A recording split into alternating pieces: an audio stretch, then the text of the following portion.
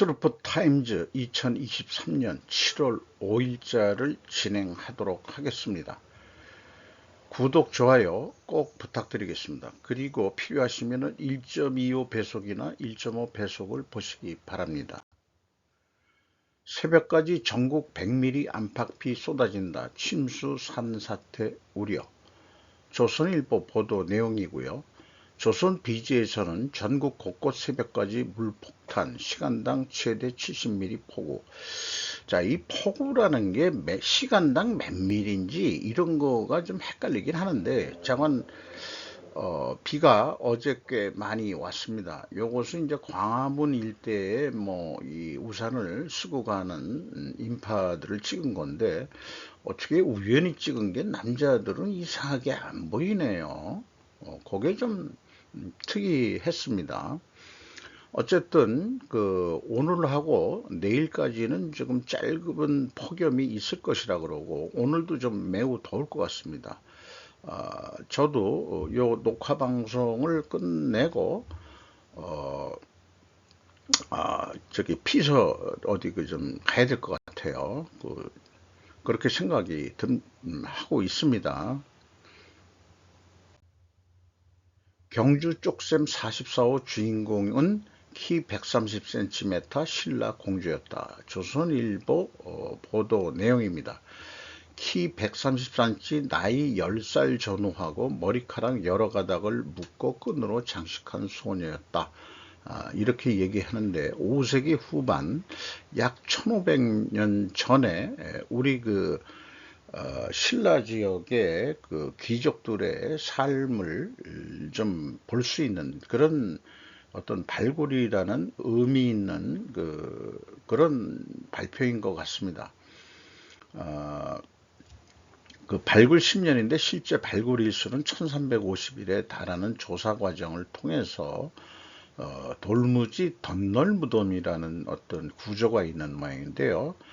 축조 공정까지 밝혀낸 최초 사례라면서 출토 유물과 제염품을 하나씩 소개했는데, 문화재청장이 직접 이 설명을 하는 거로 되어 있습니다. 신라 근간이 매우 화려하게 되어 있는데, 이런 간단하게 한 걸 보니까 이 왕이나 이런 거는 아니고 공주도 이렇게 근관을 썼다는 게 특이한 거고, 신라가 꽤 신라 귀족들이 금을 꽤 좋아했다. 이것도 금장식 신발로 나와 있고요. 상당히 여기 이런 허리에 이런 장식들 하는 거가 다 의미가 있다고 합니다.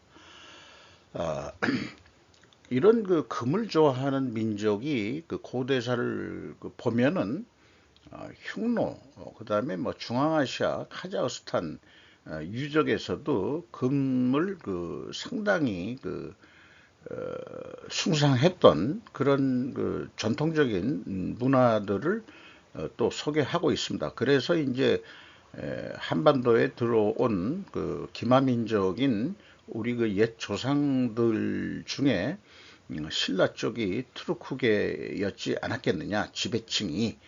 이런 게 있고요. 말다래라는 게 뭔가 했더니 이런 것도 이 유물이 됐는데, 이 말 옆구리에 이런 것을 하는 이유가 뭔가 어떤 신분을 나타내기 위한 건지, 말을 보호하기 위한 건지, 그런 용도는 잘 모르겠습니다만은, 이게 보통 사람들은 이런 거를 할 수가 없었겠지요. 뭔가 이것도 이 신분을 나타내는 그런 유물이었던 것 같습니다. TSMC 설립자 기술의 세계화가 국가 우선순위의 뒤로 밀려. 로이터 통신의 보도 내용인데요. 요거를 일본 야후제편에서 번역된 표현은 글로벌화의 저하의 경정, 국가 안보가 우선순위로, 이렇게 이제 됐습니다. 그래서 이 TSMC를 설립한 이분이 이렇게 발표를 한 거죠.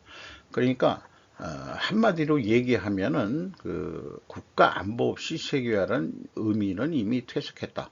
즉 자유무역은 구시대적 산물이 되었다라는 의미로 해석이 됩니다. 일본은 번영의 시대의 제조업이 견인, 반도체 제조 장치에서도 도쿄 일렉트론 등 일본 기업 4곳이 세계 톱 10에 오하라 히로시가 긴급 기고했다 했는데, 이 석간 후지가 상당히 극우 보수 신문인 것 같아요. 앞으로 일본의 번영을 뒷받침하기 위한 구체적인 산업은 무엇일까? 즉 제조업이 일본을 견인한다는 소 제목하에 쭉 풀어나갔는데, 여기 일부에는 2019년에 한국에 무역 수출 제재를 했던 것을 기억에 새롭다라고 얘기를 하고, 반도체 제조장치 제조에 불가결한 공작기계의 세계 톱10에도 DMG, 모리세이키 등 일본 기업이 5개나 들어가 있다. 네덜란드의 이 ASML 이런 게 이제 세계 최대 공급업체로 되어 있습니다만은, 일본도 나름대로 들어가 있다 하는 자부심적인 걸 하고, DX라는 표현으로 하는 것은 제조업으로 말하면 기계, 하드웨어 도입뿐만이 아니라 공장의 오피스의 작업 공정을 개선한다, 가이젠한다는 것이다, 이렇게 소개를 하고, 현장에서 조정하면서 품질을 향상시키는 노하우는 제조업에 이미 축적되어 있고 IT 기업이나 화이트 칼라는 이거를 배워야 될 것이다, 이렇게 얘기를 하고, 농업에도 도요타 생산 방식을 전수함으로써 작업 효율을 개선하고 생산성을 향상시키는 게 좋은 사례다라고 이렇게 얘기했습니다.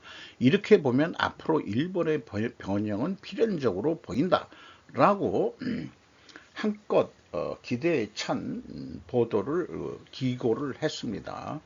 오하라 히로이시라는 사람이 어떤 사람인지는 잘 모르겠습니다만, 그래서 제 견해입니다만은, 석간후지는 아주 국뽕뉴스 전문 매체이다. 도요타 생산 방식 성공하면 좋으나, 제가 공부한 바로는 이게 상당히 적용하는 게 도요타 외에는 상당히 쉽지는 않다, 이런 얘기가 있어요. 어디에나 적용할 수 있는 기법은 절대 아니라고 봅니다. 한일 간 제조업으로 경쟁을 해야 된다면, 저는 제약이론 경영을 한국 제조업에서 도입할 것을 제안하고 싶습니다. 이 도요타 생산 방식을 이 제약이론 경영에서도 검토를 해봤는데, 장점도 있는 건 있지만은, 이 전체 최적화라는 그런 관점에서 볼 때는 모두가 잘해야 된다는 이런 관점이기 때문에, 이게 밸런스가 조금이라도 흔들리면은, 이게 도요타는 성공했지만 다른 데가 그렇게 성공할 수 있겠냐 하는 문제는 이제 문제로 나오는 거죠. 그런 부분이 있습니다. 제약이론 경영에 대해서는 기회가 되면은 또 소개를 좀 할 수 있는 기회가 있었으면 좋겠어요. 애플과 도요타, 중국 리스크 그 생산 체제의 괴짜, 너무 취약성, 일본말의 표현이 좀 이런 식으로 번역이 많이 되는데, 현대 비즈니스 내용인데요. 신냉전의 승자가 되는 것은 일본이다. 앞선 그 보도 내용과 유사하게 이것도 뽕 빠는 얘기 것 같은데, 나름대로 근거가 없이는 이렇게 기고를 못하지 않겠는가 하는 것을 볼 때는, 우리가 이제 이 경쟁적인 입장에서 고려해 보아야 될 바가 많습니다.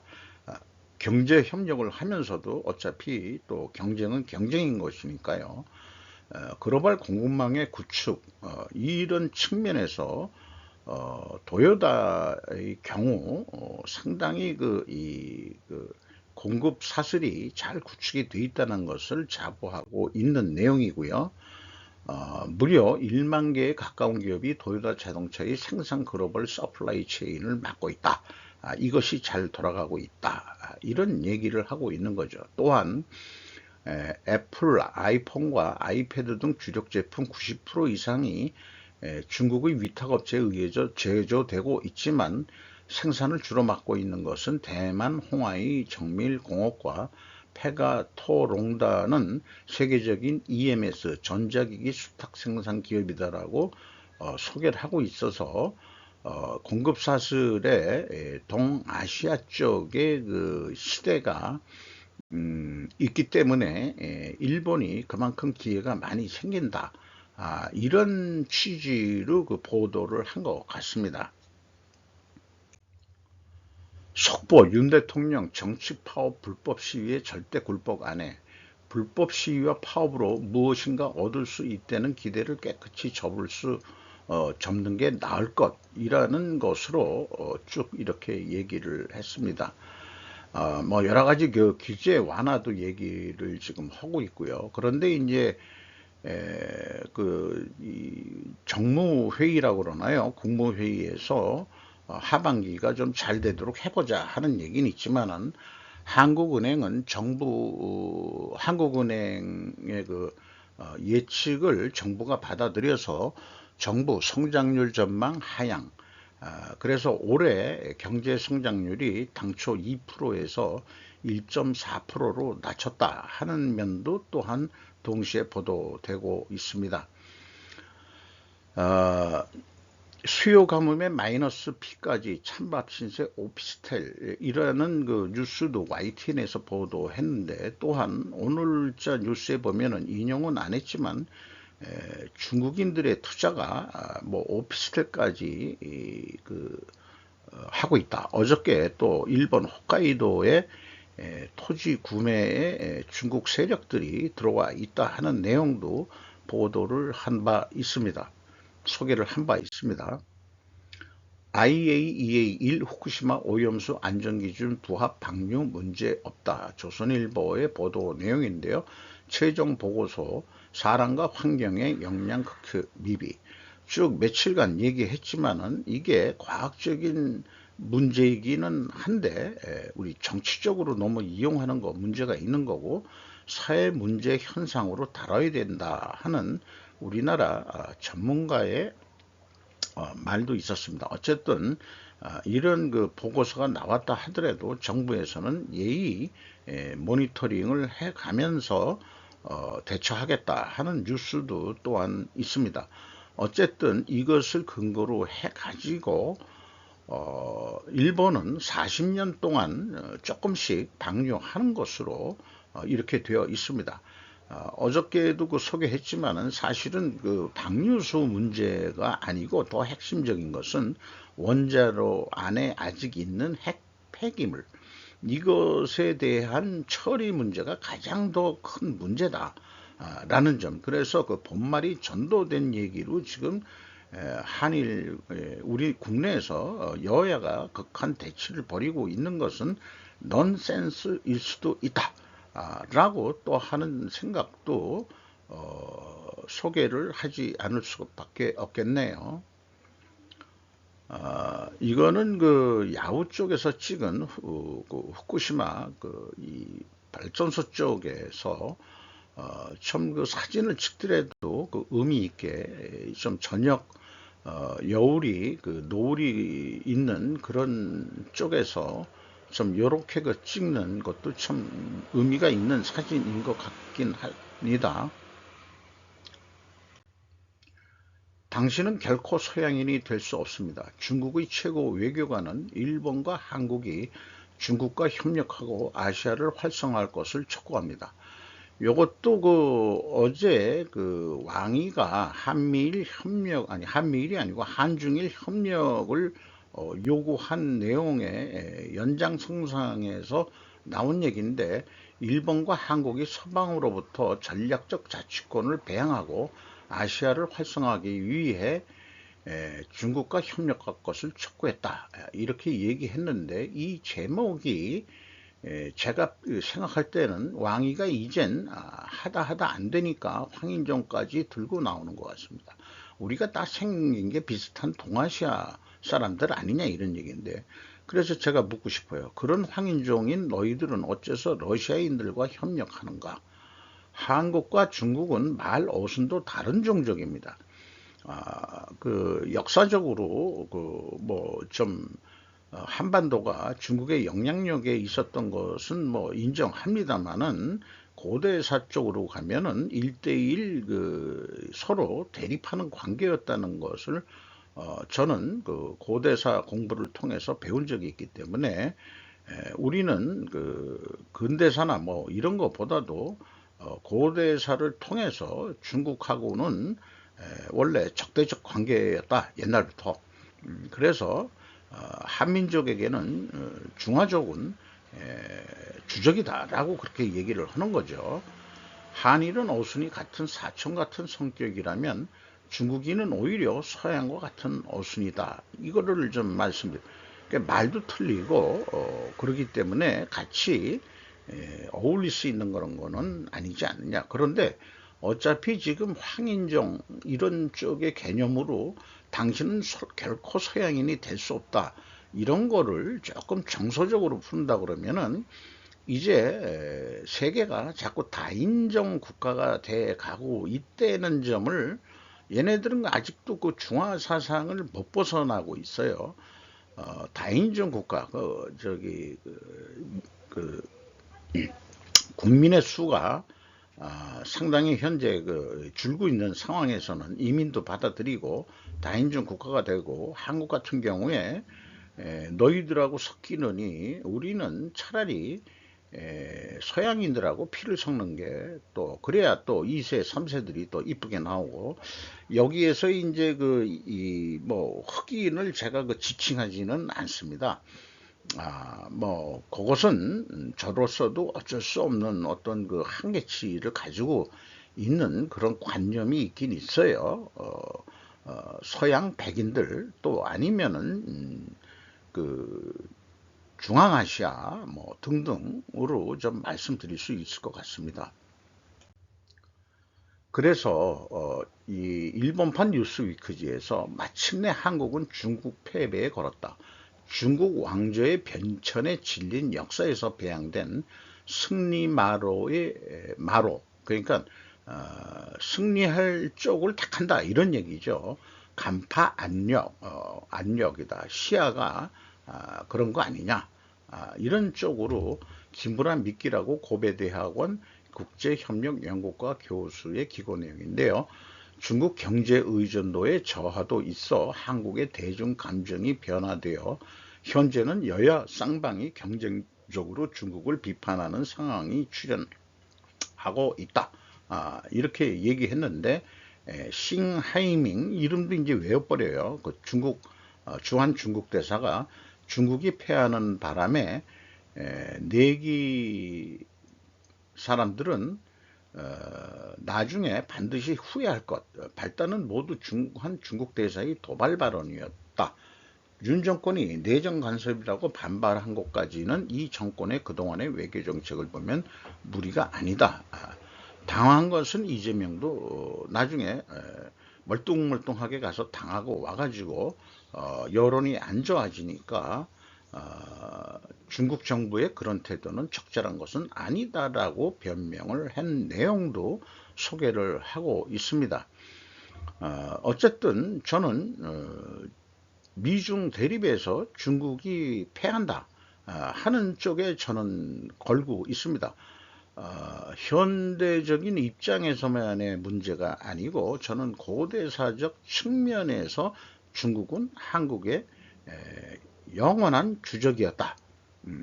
흉노정 같은 거를 보면은 그렇게 해석이 되고 왕년이고 고대의 고조선과 그 대립에서 그런 내용도 있습니다. 고대사는 또 연구할 과제도 많은 영역이지만은 그런 쪽은 뭐 일단 일천하긴 합니다만은 그래도 나름대로 고대사를 공부하다 보면은 중국한테 속국이 된다는 것은 자존심이 허락하지 않는 얘기일 수도 있습니다.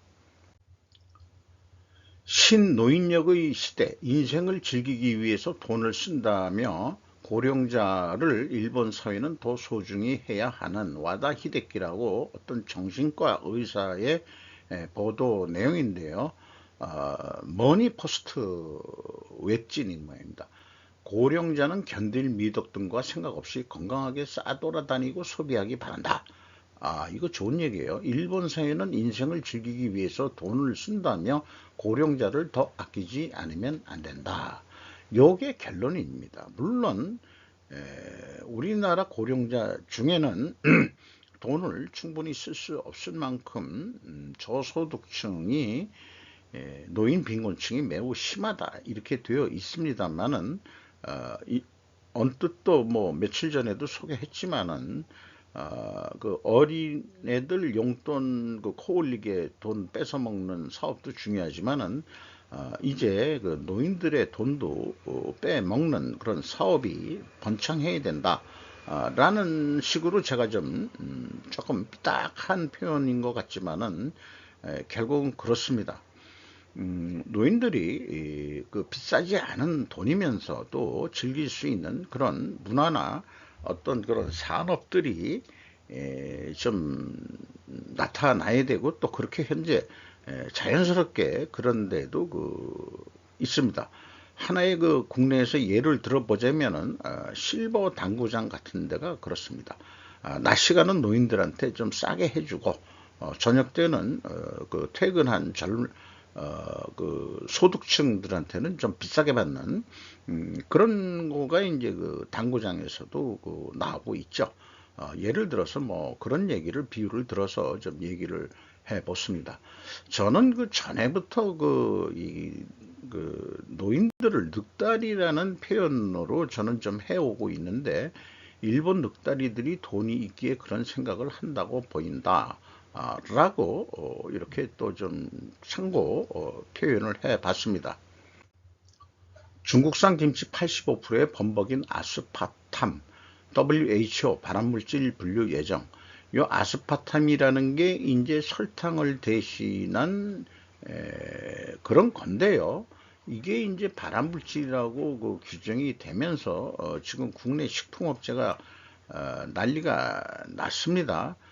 그런데 중국산 김치의 그 85% 제품의 아스파탐이 원재료로 사용된 것으로 드러났다 이렇게 해가지고 문제는 우리나라 그 식당 등에서 우리나라 김치들이 너무 비싸니까 싼 중국산 김치를 수입을 했는데 언제도 그 동영상이 그 나와가지고 그때부터 이제 그 혐중 속에 하나가 들어갑니다만 김치를 맨몸으로 들어가서 그 김치 만드는 절이는 공정에 맨몸으로 들어가서 대량 생산하는 그 비위생적인 그런 동영상이 나온 적이 있죠. 또한 아무리 그 중국이 현재 발달했다 하더라도 대도시 화장실이나 이런 데를 보면은 아주 불결하고 또한 그런 것들을 좀 볼 수가 있습니다. 아무데나 똥을 좀 싸 갈기고 왜 중국 문화는 그렇게 됐는지 급속히 경제를 발전했는데 아무래도 그런 부분이 좀 못 따라가고 있는 거죠. 이런 거를 봐가지고는 대장균 이런 것도 좀 무시할 수는 없다고 봅니다. 어쨌든 식약처는 우리나라 국민들이 그래도 평균 기준의 0.12%를 섭취하는 수준이라고 얘기를 하고는 있습니다.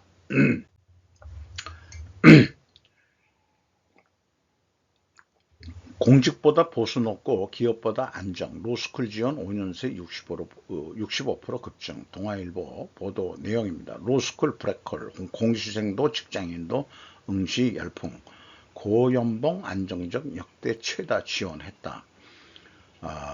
다만 로스쿨 정원과 변호사 시험 합격자 수가 한 1700명가량 되는데 늘지 않는 상황에서 죄송합니다. 무작정 로스쿨 준비하는 게 답이 아니라는 지적도 나온다. 응시자가 늘어난 것은 인문계와 이공계 학생, 대학생과 공시생, 직장인 등을 가리지 않고 로스쿨 열풍이 불어오고 있기 때문이다. 왜 이런 열풍이 불었을까요? 돈 때문일까? 여기 공직보다 보수 높고 기업보다 안정이다 하기 때문에. 그런데 이런 거를 보면은 우리나라 그 정치 하는 사람들, 현재 윤 대통령도 그렇고 많은 그 사람들이 이 법을 하는 사람들이란 말이에요. 그런데 제가 이런 비유를 해보고 싶어요. 이 법학과 의학, 기초의학, 그 과학을 연구해서 새로운 무슨 의학 이런 기술을 개발하는 외에는 일반 의사들은 또는 또 법관이나 판검사나 변호사도 모두 외워가지고 자기가 자의적으로 해석을 하면은 안 됩니다.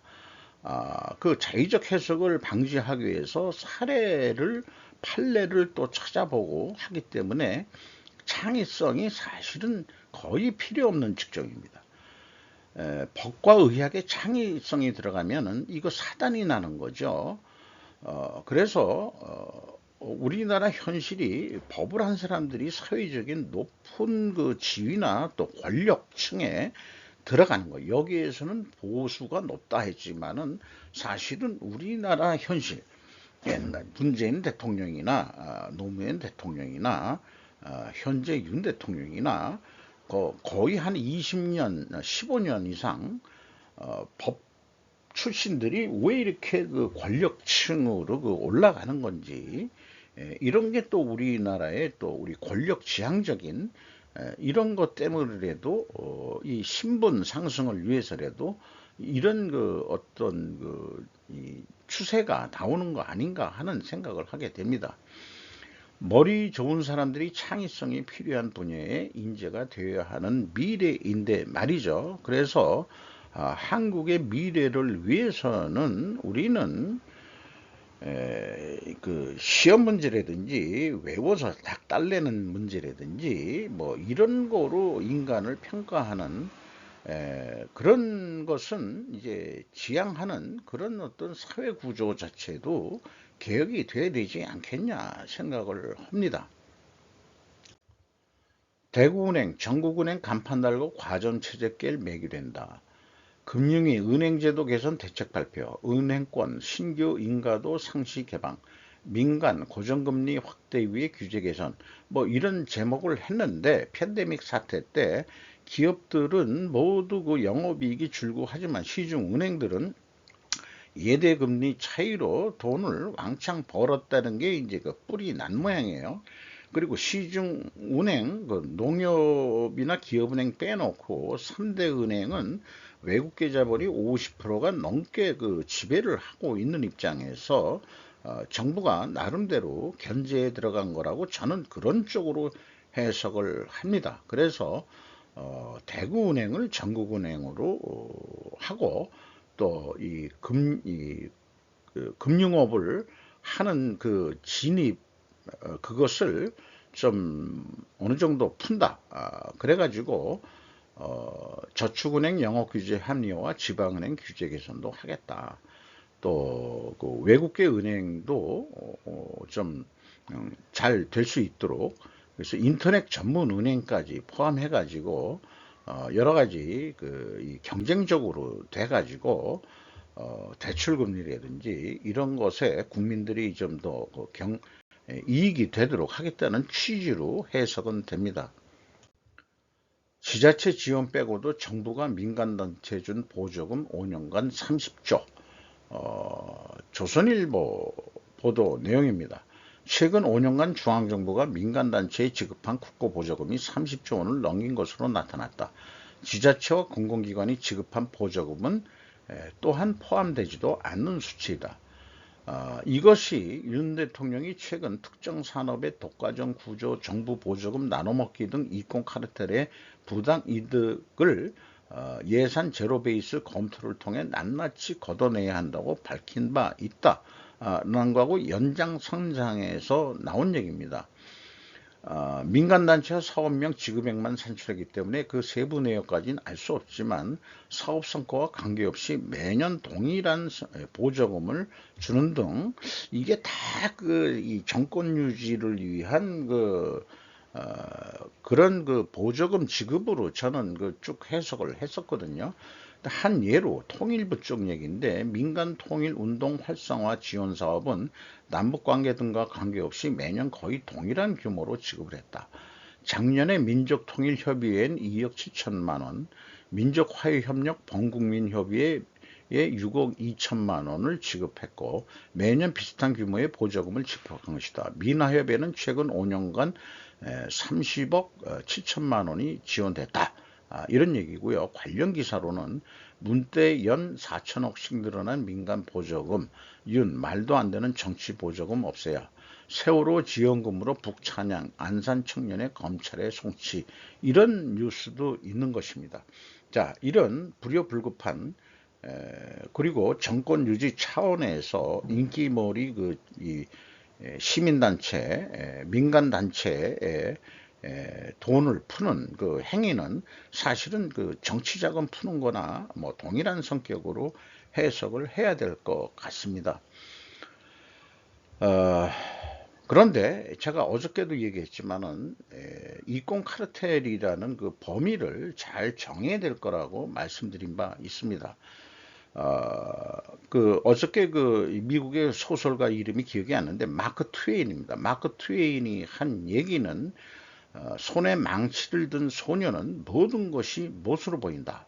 그래서 획일적인 어떤 그 기준 적용은 의도하지 않는 결과를 또 나타낼 수 있기 때문에 신중하게 불효불급한 그 국고부조금을 줄여가는 것으로 이렇게 좀 처리가 되는 것이 바람직하다라고 생각을 합니다. 5년간 30조 9천억 원이 지급이 됐는데, 여기에서 진짜 유효한 금액이 얼마였는지 이런 것들이 저로서도 매우 궁금하기도 합니다. 이상 7월 5일자를 마치도록 하겠습니다.